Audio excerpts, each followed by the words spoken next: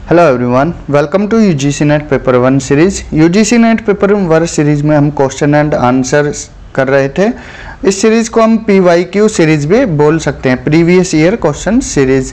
इसमें हम क्या है, यूजीसी नेट और सेट JRF जो भी रिलेटेड क्वेश्चन है वो यहाँ पर हम डिस्कस करने वाले हैं। हमारा यूनिट 1 चल रहा है, 2 लेक्चर हमने ऑलरेडी डिस्कस कर चुके हैं और आज का ये हमारा 3rd लेक्चर होगा। टाइमिंग को लेकर इशू है, टाइमिंग लेक्चर क्या है 9 AM पर आपके सामने आ जाया करेंगे ऑन द डेली बेसिस।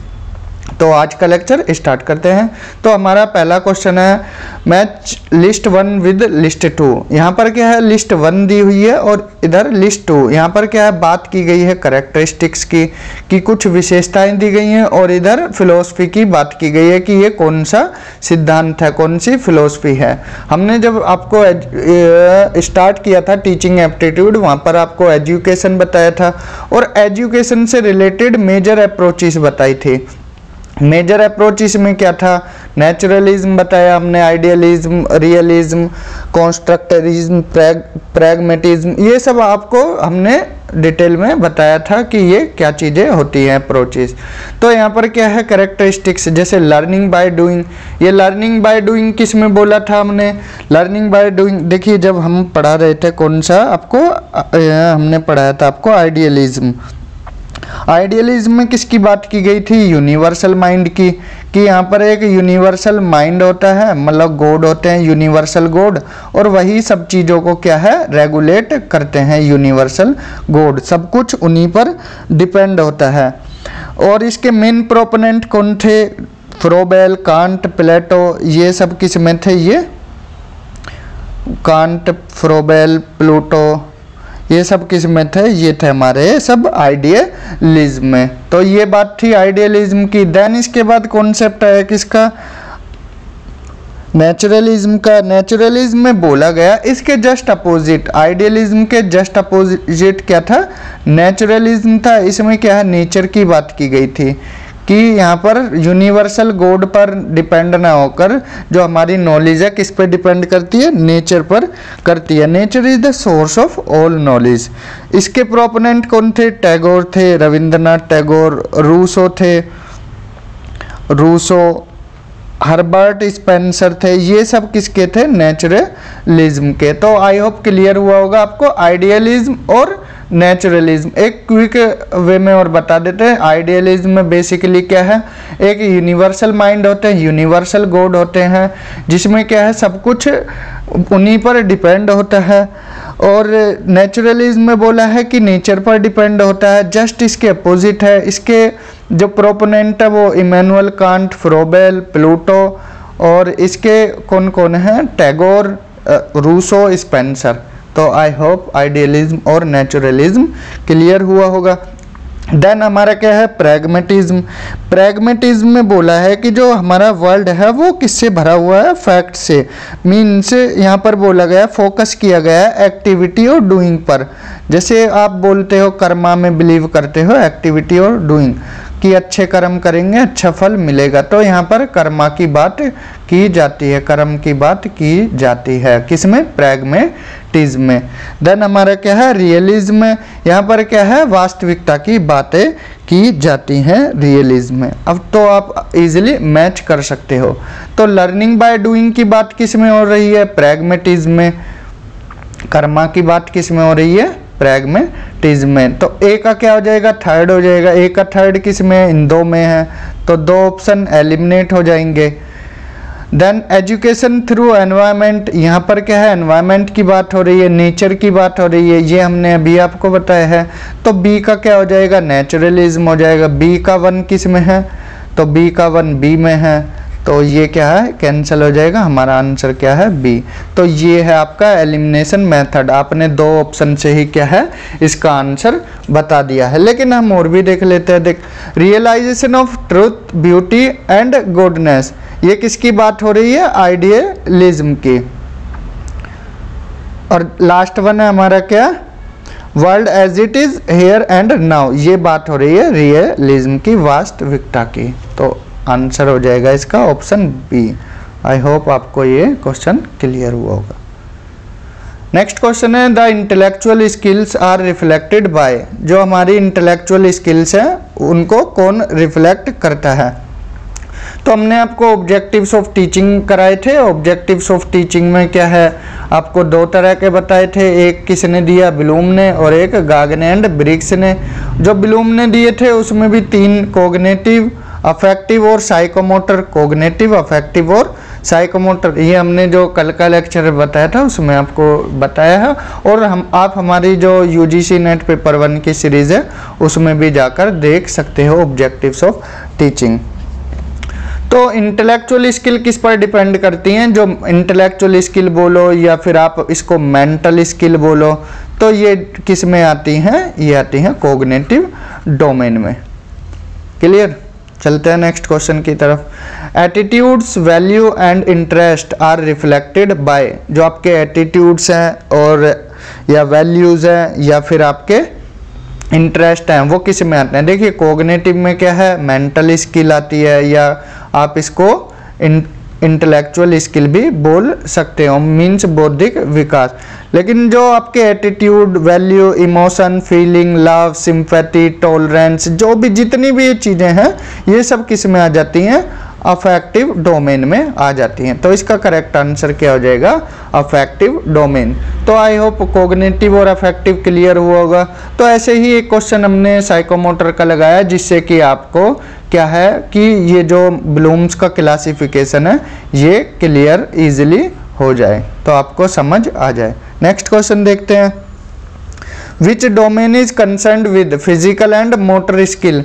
यहाँ पर फिजिकल फीचर की बात की गई है, मोटर स्किल की, मूवमेंट की बातें की गई हैं। तो ये किस में आता है, कोग्निटिव में आता है, अफेक्टिव में आता है, या फिर साइकोमोटर डोमेन में आता है। तो अभी हमने बताया जहाँ मूवमेंट की, फिजिकल स्किल की बात हो, फिजिकल स्किल्स, या फिर आप इसको मोटर स्किल्स भी बोल सकते हो, तो ये किस में आएगा, ये साइकोमोटर डोमेन में आएगा।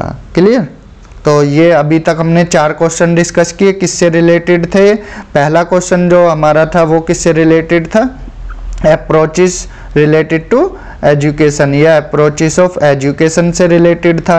देन हमने 3 क्वेश्चन देखे ऑब्जेक्टिव्स ऑफ टीचिंग से।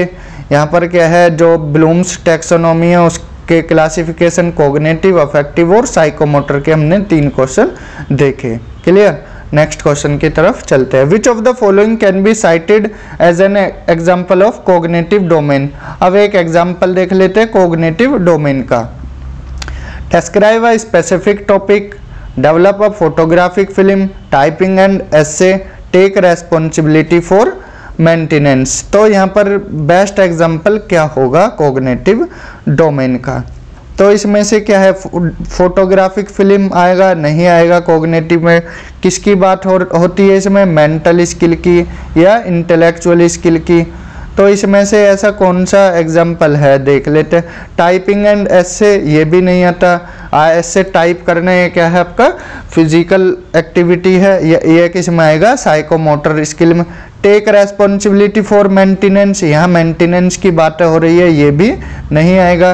तो कोग्निटिव में क्या है, आप डिस्क्राइब करोगे किसी स्पेसिफिक टॉपिक को, यहाँ पर मेंटल एबिलिटी की बात हो रही है। तो आपका करेक्ट आंसर क्या हो जाएगा, ऑप्शन ए। हमारा नेक्स्ट क्वेश्चन है which of the following can be taken as an example of psychomotor domain in context of teaching. तो यहाँ एग्जाम्पल पूछा है किसका, साइकोमोटर डोमेन का, देख लेते हैं ये भी। Demonstrate awareness to environment pollution, यहाँ अवेयरनेस डिमॉन्स्ट्रेट करना किससे रिलेटेड, एनवायरमेंट पोल्यूशन से, जो पर्यावरण में प्रदूषण हो रहा है उससे अवेयरनेस, जागरूकता पैदा करना। देन सेकंड है performing and experiment. Third one है computing results of 2 experiments. Then D1 है नरेटिंग अ स्टोरी। इसमें बेस्ट कौन सा होगा, साइकोमोटर में, कोई एक्सपेरिमेंट को परफॉर्म करना, performing and experiment is the example of psychomotor domain.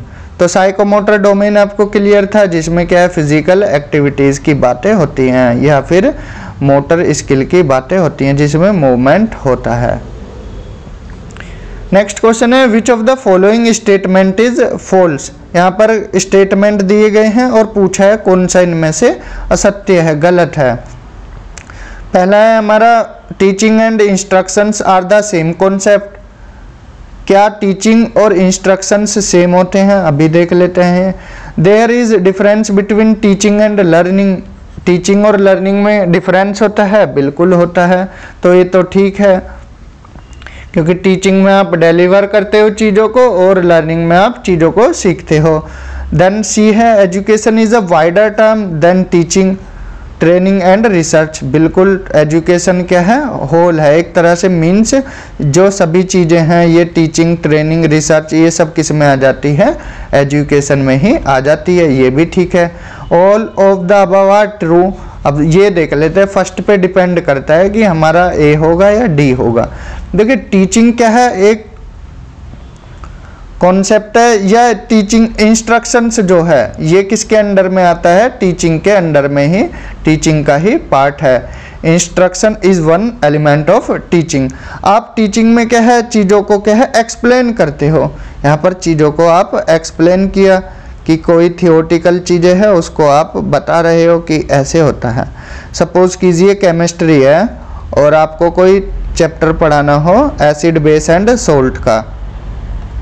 Acid base and salt का आपने क्या है? चैप्टर पढ़ा रहे हो। वहाँ पर जो थियोटिकल नॉलेज है या फिर आपको थियोटिक चीज़ों को एक्सप्लेन करना है वो किस में आ जाएगा? टीचिंग में। लेकिन अगर आप क्या है प्रैक्टिस कराओगे, यहाँ पर क्या है लैब में ले जाओगे, लैब में ले जाकर क्या है आप इंस्ट्रूमेंट्स दे दोगे उनको, स्टूडेंट्स को। अब वो इंस्ट्रूमेंट्स की हेल्प से क्या है प्रैक्टिस करेंगे, चीज़ों को सीखेंगे। तो जिसमें आप टूल्स की हेल्प से, यहाँ पर सिर्फ आप इंस्ट्रक्शन दे रहे हो और यहाँ पर क्या है आप चीज़ों को बता रहे हो। तो टीचिंग क्या? Explaining how something is done. लेकिन इंस्ट्रक्शन में क्या है? Telling how something is done. इसमें एक्सप्लेन करते हैं, इसमें सिर्फ चीज़ों को बताते हैं। आई होप क्लियर हुआ होगा। यहाँ पर क्या एक्सप्लेन करते हैं, यहाँ पर सिर्फ बता देते हैं, टूल्स दे देते हैं और आप खुद कीजिए। सिर्फ आपको संकेत दे दिए, इंस्ट्रक्शंस दे दिए। लेकिन यहाँ टीचिंग में चीज़ों को एक्सप्लेन करते हैं। तो इसका आंसर हो जाएगा option A. Teaching and instruction are same concept नहीं होते हैं, तो ये फॉल्स है। क्लियर। नेक्स्ट क्वेश्चन है teaching is based upon the mastery of. Teaching किस पर बेस्ड होती है? कॉन्सेप्ट, नॉलेज ऑफ कॉन्सेप्ट बिल्कुल होती है। अगर आपको कॉन्सेप्ट की क्लियरिटी नहीं होगी तो आपको नॉलेज नहीं होगी। ठीक है। टीचिंग स्किल्स बिल्कुल होनी चाहिए। अगर आपको पढ़ाने का तरीका ही नहीं आता तो आपकी टीचिंग इफेक्टिव नहीं होगी। देन डिसीजन मेकिंग स्किल, बिल्कुल of course decision making skill होनी चाहिए। आपको कैसे डिसीजन बनाने हैं। तो ये ऑल ऑफ द अबव इसका करेक्ट आंसर हो जाएगा। ये क्या है? टीचिंग के कुछ कॉन्सेप्ट्स हैं। Knowledge of concept, teaching skills, decision making skills, ये सब क्या है? मास्टर बनाते हैं टीचिंग में किसी भी इंसान को। नेक्स्ट है हमारा which of the following is are the teaching maxims. इनमें से क्या है टीचिंग मैक्सिम्स की बात पूछी गई है।